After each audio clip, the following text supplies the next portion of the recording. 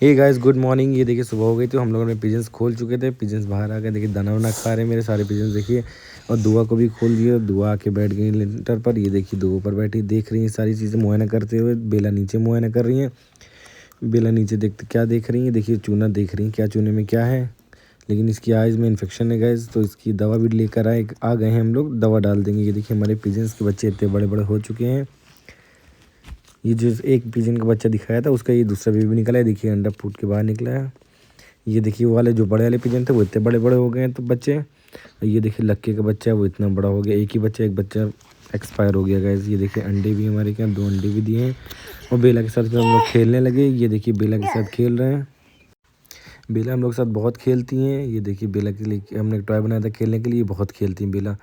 फिर इनकी आइज़ में दवा डाली गई, इनकी आइज़ में इन्फेक्शन हो गया तो दवा डाली हमने। ये ठीक हो जाएगी कल तक इंशाल्लाह। बाय बाय दोस्तों।